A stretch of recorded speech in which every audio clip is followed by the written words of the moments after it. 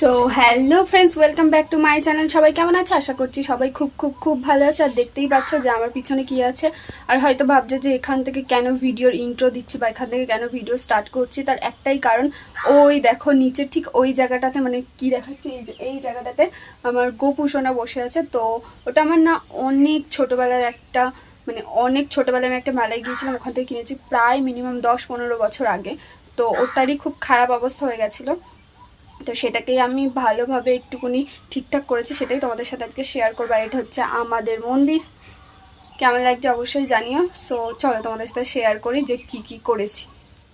দেখতেই পাচ্ছ গোপাল ঠাকুরটার পুরো রং টং উঠে কি অবস্থা হয়েছে। কারণ কি, ওই যে বললাম 10-15 বছর আগে এই গোপাল ঠাকুরটা আমি কিনেছিলাম একটা মেলা থেকে। তো তখন না আমার খুব শখ ছিল গোপাল ঠাকুরের। সবাই যেহেতু পিতলের গোপাল ছিল সবার বাড়িতে, আর আমার বাড়িতে ছিল না। তো সেই জন্যে না আমি মেলায় গিয়ে যখন এই গোপাল ঠাকুরটা দেখেছিলাম আমার এত ভালো লেগেছিল।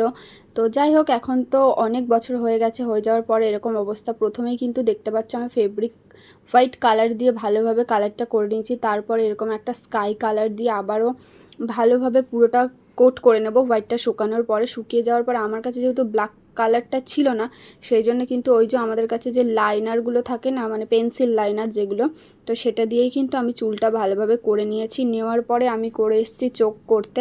আর সত্যি বলছি, আমি জীবনে যেহেতু এরকম কোনো সময় কালার করিনি ঠাকুরের উপর, তো আমার প্রচণ্ড ভয় লাগছিল যে কি হবে না হবে। মানে এই চোখটা করতে গিয়ে বিশেষ করে আমার প্রচুর ভয় লাগছিল। তো যাই হোক, আমি কিন্তু অফ ক্যামেরাতে তারপরে ভালোভাবে চোখটা করে নিয়েছি। আর এখানে না তুলিটা খুব শক্ত হয়ে গেছিলো, যেটা আমি করার আগে দেখিনি যে একটু ভিজিয়ে রাখতে হতো তুলিটা আমার কিছুক্ষণ আগে।